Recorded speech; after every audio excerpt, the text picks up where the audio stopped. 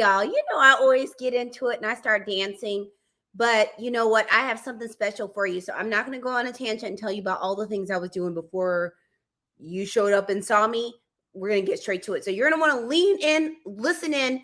You're going to want to hear this and stay for the entire time. Because guess what? We are talking about today using a journal as a tool for better mental health. One of the reasons I wanted to talk about this are a few. One is you hear people all the time saying, you should journal. Journaling is good. Journaling is great. Journaling will make you feel better. Everybody journals. Why don't you? But you don't always hear the conversation of why you should actually journal. And one of the things I realize that happens so often to us in life is people tell you what to do or that you should do something without the why. That's the piece that often will connect the motivation and action is the why. Number one, we all know we should eat more vegetables, but there usually is another motivator other than vegetables are good. Like I was having a conversation with my wellness coach before I came on here. We were talking about this air fryer cauliflower steak recipe. Do I eat it because cauliflower is great for me? It's nice, but the main reason I eat it is it's freaking yummy. It's a benefit and a bonus that it's a cruciferous vegetable. But the main reason I eat it isn't because it's healthy. It just happens to be healthy. So I want to spend some time to you telling you reasons why you should actually consider journaling and why it can actually benefit you rather than saying journaling is a tool, you should try it. Now, if you don't know me, I'm your host, Dr. Ericka, Harvard-trained, double board certified psychiatrist and host of the hit podcast, Better with Dr. Ericka. I'm rashly passionate about helping people be better, do better, and live better. I do that through my Don't Tell Psychiatry, my books. Yes, my books. Fix Your Fairy Tale, A Woman's Guide to a Great Life, Love, and Legacy is the last one. I also do that through my speaking and my podcast that we mentioned earlier. I do all of that to help busy people like you that pour into everyone. You show up for work, you show up for your friends, you show up for your family, you even show up for your community, but you know who you often don't show up for? You. So I do all of this to help put you back in your life. Now that you know who I am, I have a few things for you, a little bit of housekeeping. First thing is if you know someone that needs this, please share. If you know someone that needs this, please tag them. So easy. The last thing is if you're watching later, don't even worry about it. Put hashtag replay in the comments. And as you come in, let me know where you are watching from. But what we're going to do is I'm not going to keep you here forever. And we are going to make all of this happen. Let's see if I can make everything come up here. So the first reason is journaling can help your mental health get better because it helps you process information and emotions. You might be like, what do you mean by that? Well, there are times where, you know how sometimes you're trying to think something out and writing it out or talking to someone helps you understand the idea better or figure out what you're thinking and what you're feeling. So the good thing about journaling is it's also a process tool because you're writing out your thoughts and your emotions. You can get them out and figure out what you're thinking. And sometimes it's just kind of writing it out, and that just gets you able to kind of move through the process of processing, where you may start with, this is how I'm feeling, this is why I'm feeling, and blah, blah, blah. And you just keep going and going and going in a free form. And then you get to something that actually really makes you feel like you actually dealt with something. And one of the reasons why this is so important is there was a study in 2006. And as you know, data lags behind. And, I don't think journaling is as sexy to some people. So a lot of the data isn't super new.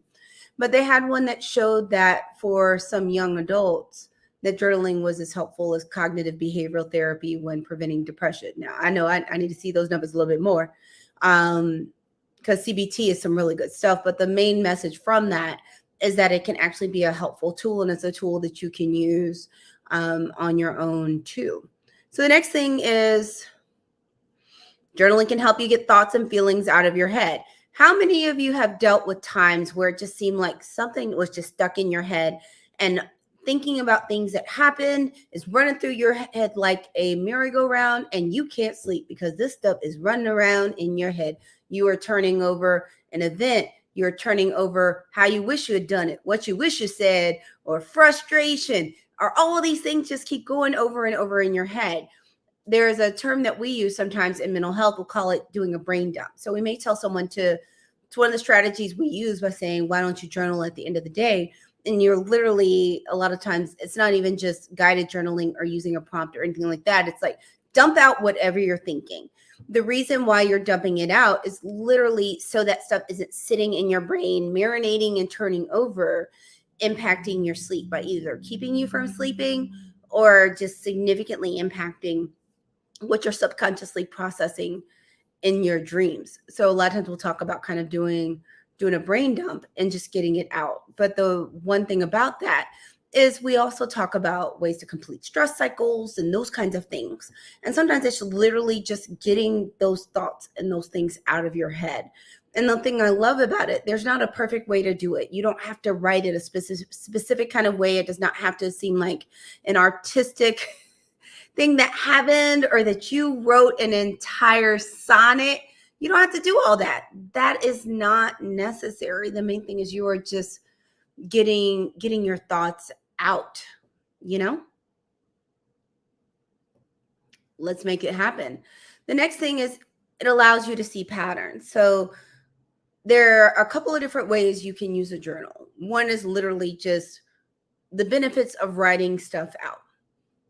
The other thing is sometimes people will reflect on what they wrote or look at it later or even look at a day back or compare night and morning or anything like that. And one of the things is as you write, you get to see patterns. And this even happens. I actually was on a launch today for a good friend of mine had a journal called the Daybreakers Journal. Best journal ever. I totally love it. And what I love about this journal and numerous different types of journals and planners is you can start comparing what your intentions are, what your priorities are with what you're doing. And to me, that's just one way to see patterns. And you can see the pattern of, hey, am I doing these kinds of tasks and avoiding these tasks? Am I doing these things that aren't aligned with my goals? Am I not? And even when you're writing freehand or long style, you can start seeing patterns of, are there certain things that keep coming up? Are there certain things that I realize I keep doing? Or there are certain stressors that keep coming up or ways I deal with things. So the great thing is just by writing it out and using a journal, you're allowed to see patterns.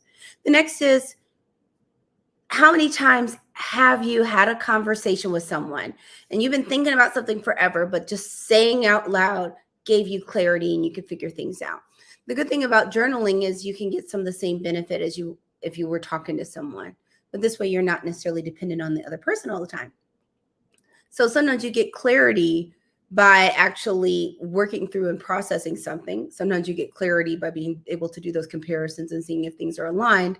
Sometimes you're also getting clarity because of just getting things out. And sometimes you're getting clarity because you start seeing your patterns. But the one thing it does is give you some more clarity about your emotions, your thoughts, feelings, and actions. So it's a great tool for that. Now, one of the reasons we also think it's great is, I had to throw a little statistics in there. I'm a little doctor, something. And there was a study that looked at third year med students and it had them do daily reflection journaling. And what they noticed was that by doing that, they actually had better memory. They had felt like they had better self-awareness. They felt like they retained information better. So the other thing great about it is journaling can also improve cognitive clarity and just make you make your brain work a little bit better, which is excellent. The other bonus is that it inspires creativity. And part of the reason it can actually help with productivity is creativity shows up in so many different ways. There's creativity as far as when we're talking about art or something that's artistic, but there's also that creativity that happens when it's literally writing. So one example is writing. And I talk about this sometimes with my coach, is that I'll be thinking about, I need to write emails or maybe write some copy, but I need to be in a certain creative space to do it. And this kind of helps get that creativity moving. But creativity can also be related to problem solving and coming up with innovative solutions. So this can also help with that. So I just wanted to just have a moment to talk about why it matters. And also, another statistic is that there was some research that showed that the act of writing and revisiting things, such as in daily reflection or reflection in general, can lead to a 42% increase in likelihood of reaching and completing a goal.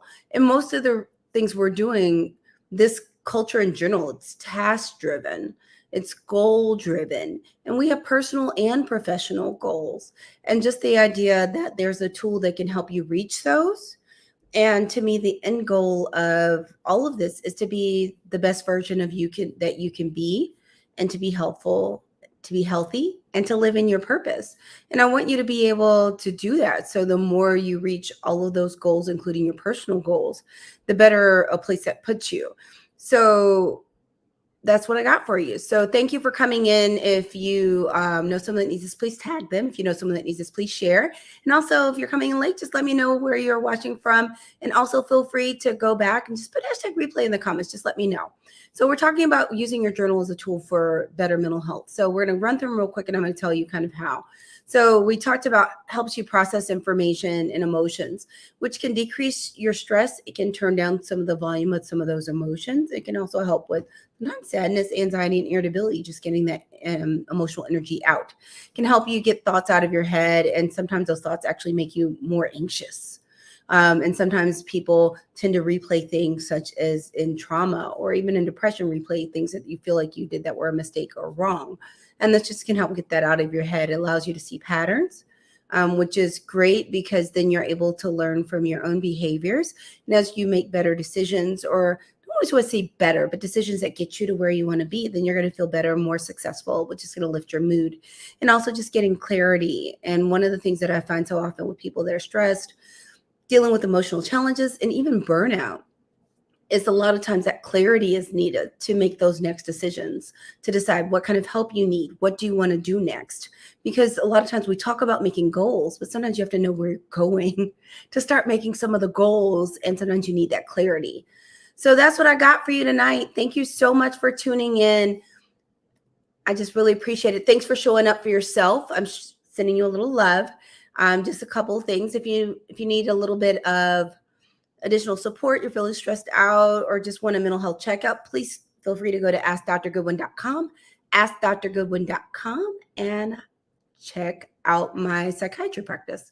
The next is my podcast comes out every Tuesday. Today, we had a really great episode come out that features Jackie Pugh, and we're talking about making single a good thing so that you're not miserable and lamenting not having a relationship, that you're able to actually embrace it and enjoy being single and be in the best place to then move towards a relationship if that's what happens or that's what you want.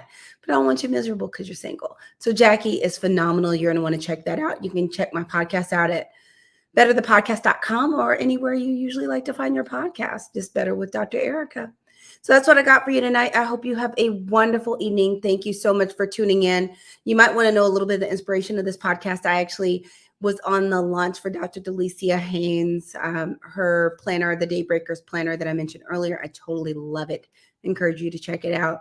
But I would love for you to also check out my podcast. And I look forward to seeing you next week on Tuesday at 7 p.m. Eastern. Thanks so much. Bye.